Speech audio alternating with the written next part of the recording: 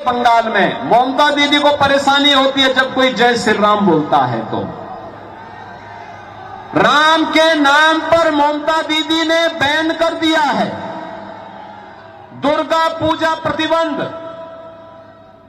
मूर्ति विसर्जन नहीं हो सकता, दुर्गा मूर्ति का विसर्जन नहीं हो सकता, शोभा यात्रा नहीं निकल सकती। यानी बंगाल में वो दुर्गा पूजा को प्रतिबंधित करती है, राम नाम लेने पर वह प्रतिबंध लगाती है, लेकिन सड़कों पर इफ्तार पार्टी करवाती है। यही तो अराजकता यूपी में भी थी 2017 के पहले। आज से 9 वर्ष पहले यूपी में इसी प्रकार की अराजकता थी, उपद्रव होते थे, गुंडागिर्दी होती थी, पर्व त्योहार के पहले कर्फ्यू लगता था, सड़कों पर नमाज होता था, इफ्तार की पार्टी होती थी, बेटी असुरक्षित थी, व्यापारी असुरक्षित था, विकास ठप था। बहनों और भाइयों, यूपी में डबल इंजन की सरकार आई। आज प्रधानमंत्री मोदी जी के मार्गदर्शन में यूपी डबल इंजन की सरकार यूपी के अंदर चल रही है। न कर्फ्यू है, न दंगा है, यूपी में अब सब चंगा है। अब एक आंकड़ा मैं आपके सामने रखती हूं, ग्राफिक्स के जरिए आप देख रहे हैं पश्चिम बंगाल में ममता बनर्जी का मुस्लिम वोट कैसे बढ़ रहा है और हिंदू वोट कैसे घट रहा है। तो साल 2016 में विधानसभा चुनाव में टीएमसी को 51% मुस्लिम वोट मिला और 43% हिंदू वोट मिला। जो साल 2019 के लोकसभा चुनाव में 70% मुस्लिम और 32% हिंदू वोट में आ गया। 2021 के विधानसभा चुनाव में टीएमसी को 75% मुस्लिम और 39% हिंदू वोट मिला। तो जो थोड़ा बहुत 2019 के लोकसभा चुनाव में, क्योंकि हम जानते हैं कि वोटिंग पैटर्न अलग होता है और तब मुद्दे भी अलग अलग होते हैं, चर्चा भी अलग अलग होती है, तो यहाँ पर हिंदू वोट फिर से थोड़ा बढ़ा। अब सवाल ये है कि एक पैटर्न वाइज हिंदू वोट कैसे घटता चला जा रहा है ममता बनर्जी का। अजीत जी, बीजेपी का यही हिंदू वोट अगर आप देखें 12% 2016 में, 2019 लोकसभा चुनाव में 57%, 2021 विधानसभा चुनाव में भी 50%। और मुस्लिम वोट बैंक की तो खैर मैं बात ही क्या करूं, वो तो बीजेपी को कैसे आ जा रहा है वो 60% भी, उस पर मुझे हैरानी है जी।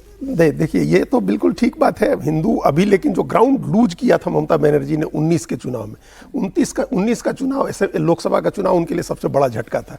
जिस चुनाव में उनकी सीटें घट गई थी, 22 सीट पर आ गई थी और भारतीय जनता पार्टी 18 सीटें जीती थी लोकसभा चुनाव में और 40% से ऊपर वोट आया था भाजपा को। तो ये एक बड़ा उस मतलब ब्रेक थ्रू था बीजेपी के लिए कि 40% वोट आप पार करें और 2 एमपी से सीधे 18 पहुंच जाए। लेकिन फिर 21 के चुनाव में ममता बनर्जी ने ग्राउंड गेन किया, जिसको रिटेन किया 24 के चुनाव में। ये बड़ी बात है कि 21 में आपने आंकड़ा दिखाया, 21 में उनका वोट जो घट गया था 19 में जो 32% पर आ गया था हिंदू वोट जो उनको मिला, वो बढ़ के 39 हो गया। मतलब उन्होंने ग्राउंड गेन किया और 24 में उसको रिटेन किया। ये पूरी तरह से 24 में उन्होंने रिटेन किया। तो अब असली लड़ाई ये है कि अब इस बार के चुनाव में उसको रिटेन कर पाती हैं या नहीं कर पाती हैं, या कितना लूज करती हैं ग्राउंड। एक आंकड़ा हम आपको बताएं, मुस्लिम बहुल सीटों में तो ममता बनर्जी जीतती ही हैं, हिंदू बहुल सीटें जो हैं 44 ऐसी सीटें हैं मोटे तौर पर जहां 90% से ज्यादा हिंदू हैं, और उस 44 सीटों में से भी 24 सीटें ममता बनर्जी ने जीती हैं तृणमूल कांग्रेस ने, जहां 90% से ज्यादा हिंदू है। तो इसका मतलब हिंदू का बड़ा वोट एक कई इलाकों में। और 1 मिनट हम लोग एक बात कह दें कि चूंकि फर्स्ट फेज का आज इलेक्शन है, आज मतलब आज बंद होगा प्रचार और 2 दिन के बाद वोट डलने हैं। ये ऐसा इलेक्शन है, ये 152 सीटें जहां बीजेपी को सबसे ज्यादा डिफेंड करना है। उसके 59 उसके विधायक इस 152 में से जीते हैं, बाकी 142 में तो उसके 18 ही हैं। इस 152 में उसके 59 एमएलए हैं जो डिफेंड करना है। आपने कहा ना कि योगी आदित्यनाथ और हेमंत बिस्वा शर्मा और नरेंद्र मोदी, अमित शाह सब लगे हुए हैं, इसलिए क्योंकि इसमें सबसे ज्यादा डिफेंड करना है। अगर ये किला बचा नॉर्थ बंगाल का तो फिर आगे के लिए लड़ेंगे। देखिए, बिल्कुल सही बात बोलिए। नॉर्थ बंगाल अगर बीजेपी, जंगल महल का इलाका और नॉर्थ बंगाल, ये बीजेपी के कोर इलाके हैं, और उसमें भी नॉर्थ जो बंगाल है, अगर बीजेपी उसको रिटेन कर पाई तो बाकी जगहों पर वो जितना भी गेन करेगी वो उसके लिए एडेड एडवांटेज होगा, लेकिन यहाँ पे करना बहुत ज़रूरी है। और दूसरा, ममता बनर्जी ने इस बीच में बहुत कुछ किया है। उसने दीघा में जगन्नाथ टेम्पल जो है खड़ा किया, या कोलकाता में जो है उन्होंने जो है दुर्गा आंगन किया, या फिर सिलीगुड़ी में उन्होंने महाकाल का टेम्पल किया। तो ऐसा नहीं, ममता बनर्जी अपनी पॉलिटिक्स भी कर रही हैं हिंदू वोटों को लेकर। लेकिन नॉर्थ का हिंदू बीजेपी के साथ, तो साउथ का हिंदू बीजेपी के साथ क्यों नहीं है? देखिए, साउथ में इन्होंने एक्सप्लेन किया, ऐसा नहीं है कि हिंदू जो है सिर्फ बीजेपी के साथ। बंगाल में बहुत सारे और फैक्टर्स काम करते हैं।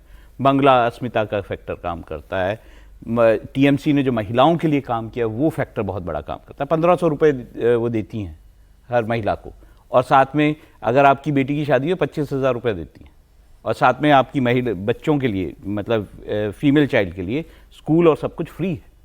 ऐसा नहीं है कि ममता बनर्जी ग्राउंड लेवल पे बहुत अच्छा काम भी करती हैं, ऐसा भी नहीं है। अब आती है पॉलिटिक्स, मुस्लिम और हिंदू पॉलिटिक्स। मेरे ख्याल से इलेक्शन कमीशन को थोड़ा अपना सम्मान बचाना चाहिए, चाहे वो बीजेपी हो चाहे वो टीएमसी।